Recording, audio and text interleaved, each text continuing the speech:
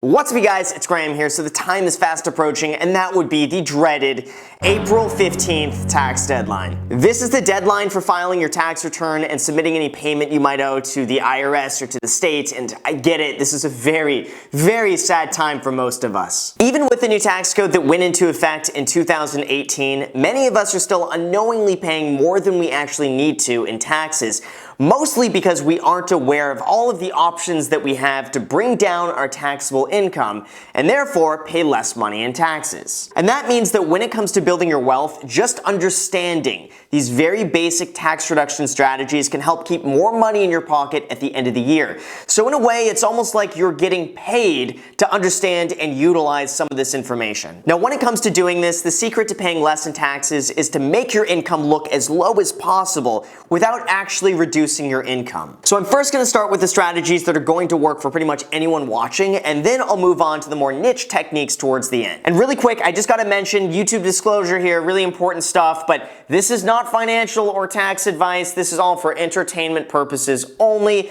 Do not listen to some random dude on YouTube for your very important tax advice. Consult always a licensed CPA for your own specific situation. Your results may vary and will depend heavily on your state, your income, your tax bracket, your marital status, and whether or not you smash that like button if you haven't done that already. That helps, and with that said, let's get into the video. Now, number one, in terms of reducing your taxable income, one of the most widely used and most popular methods of doing this is through what's called a traditional 401k contribution. This is a retirement account that's created through your employer that lets you contribute money and then reduce that from your total taxable income. For example, let's just say that your total taxable income is $80,000 for the year, but then you contribute $10,000 to a traditional 401k. That reduces your total taxable income down to $70,000, so now you're not taxed on that extra $10,000 worth of income. And with a 401k, you're allowed to contribute $19,000 per year into this account, which means that if you do this, the IRS will tax you as though you've just made $19,000 less. And for someone who does this in a 24% tax bracket, this means that should save you about $4,500 in taxes. Now, what's even better than this is that if you're self-employed, you can open up what's called a solo 401k that allows you to contribute up to $56,000 per year. That could be a substantial reduction in your taxable income by a lot. However, keep in mind that with a 401k, there is no such thing as a free lunch. So even though you're not paying taxes now, you'll end up paying taxes later upon retirement after the age of 59 and a half. But the strategy when doing this is that hopefully you'll be in a lower tax bracket by the time you retire and aren't working full time, and therefore you end up paying less in taxes later than you would pay in taxes right now. Now, number two, the second way of reducing your taxable income is through what's called a traditional IRA. Now, this one is very similar to the 401k, except anyone can go and open up one of these accounts, contribute up to $6,000 per year, and then reduce that from their taxable income. So this means, just like our last example, if you're making $80,000 a year and you contribute $6,000 to a traditional IRA, your taxable income is now reduced to $74,000, and that should save you about $1,320 in taxes. And also, very similar to the 401k, even though you don't pay taxes on this money now,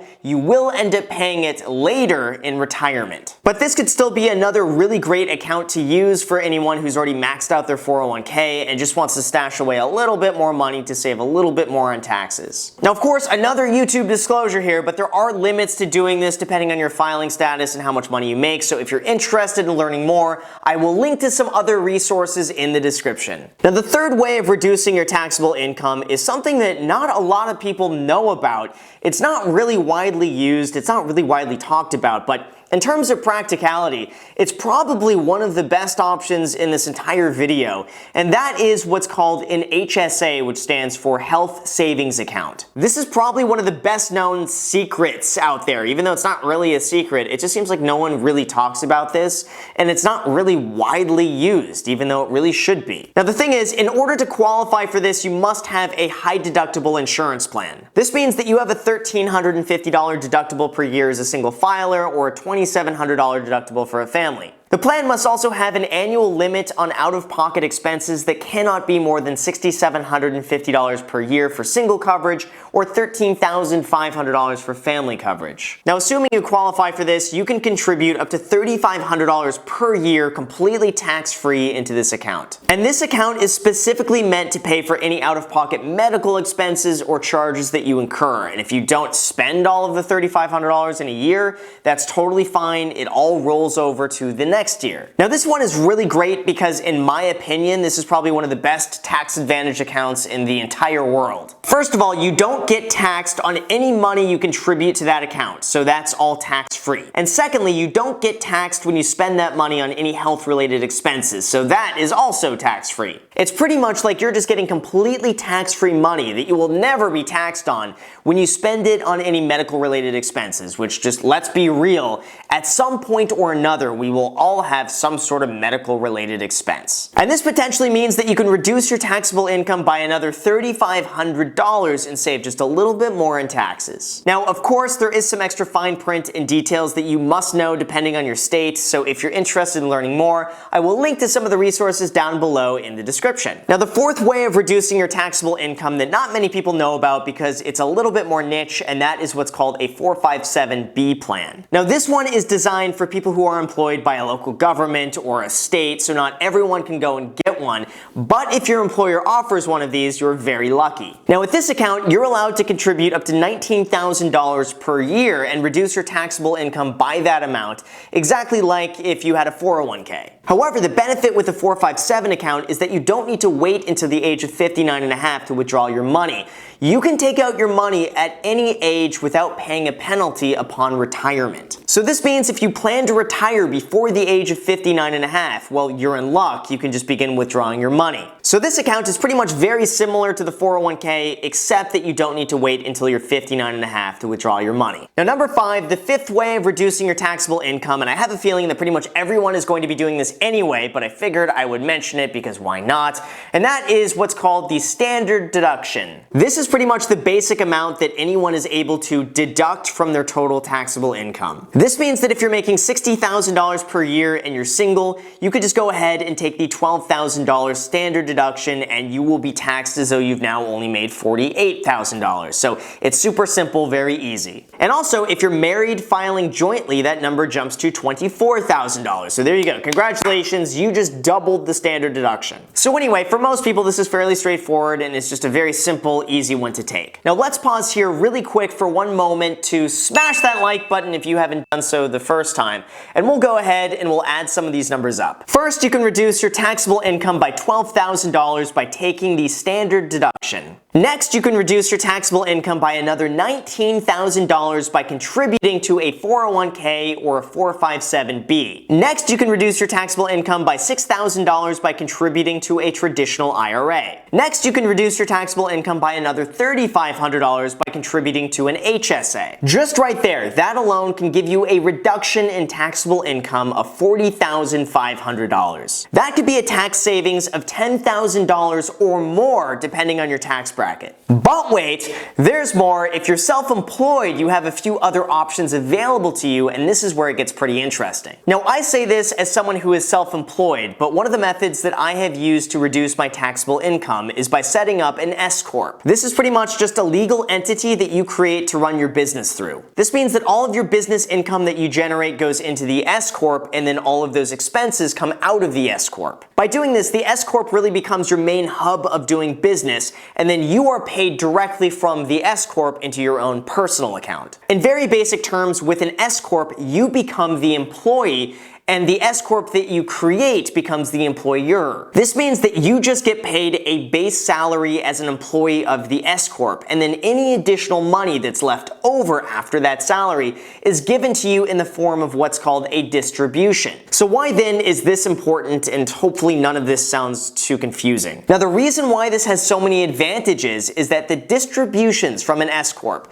are not subject to Medicare or Social Security taxes. And just doing this alone can can save you about 15.3% on taxes. And this adds up very, very quickly. Like if you have a business that's making you $200,000 a year in distributions, that alone can save you about $30,000 a year in taxes. Now this one is really meant to be something that you discuss with a CPA if this is something you're interested in, because this is way beyond the scope of what I can discuss and what I can say on YouTube, because it's so specific depending on your income, your business, and so many other variables. So talk this over with a CPA. The whole point of this video is really just to give you ideas. It's like planting the seed, and then it's up to you if you want to grow the seed into a tree. And by doing so, that is looking into this further and seeing if this might work for you. Now, in addition to running an S-Corp, reducing your taxes even further is really just about becoming as tax efficient as you can with your income. And these are two very popular examples of doing this. The first one is by taking advantage of what's called long-term capital gains. Here's an example when it comes to this. Let's say you go and make an investment, but you sell that investment within 12 months for a profit. That profit that you make will be taxed at your normal income level as ordinary earned income. This means that if you're in a 24% tax bracket, that profit that you make will be taxed at 24%. However, if you just keep that same investment for longer than a year, and then you sell it, it's taxed at the long-term capital gains rate. And that means for anyone making less than $434,000 a year, the long-term capital gains rate is only 15%. That is a 9% savings in taxes just by holding your investment for longer than 1 year. And this is why I personally really like the buy and hold investment strategy. Not only does this tend to be a little bit more stable, but also the tax treatment by holding an investment for longer than a year is amazing. Now, the second method to becoming as tax efficient as possible is by depreciating assets within your business. So this means that hypothetically, if I have a business that makes $10,000 in profit, I can offset that by showing $10,000 in depreciation and therefore wiping out any tax that I might owe. The same also applies with real estate and with rental income, and this is how on my rental income I really don't pay much tax on that because I can depreciate the value of the property over 27.5 years to offset that income. Again, this is really something that you need to bring up with a licensed CPA because every single business asset has its own depreciation schedule that you must follow, and that's impossible for me to get into in one YouTube video. So of course, consult a licensed CPA for all of your financial advice. And that brings me to the best way to save on your taxes by far of this entire video. This is it. And all it is just to hire a good CPA. The reality is that the current tax code is so unbelievably complicated and there are a million moving parts depending on so many variables. And especially if you run any sort of business and you're buying assets and you're depreciating things, hire the best CPA that you can. I pay mine about $2,000 just to file my taxes, and it is worth every single penny. In fact, I think it pays for itself. And also, when it comes to filing your taxes, there are so many things that might work for you, but won't work for someone else, and vice versa. The whole thing is just way too stupidly complicated. Hiring a good CPA is really the best tax reduction strategy in the entire world. Just go ahead and do it. It's so worth it. And lastly, one more tip just as a thank you for everyone who watched into the very end. This is awesome. So one last one for you. Now, one final way of reducing your taxable income that is very popular is to make any tax-related business expenses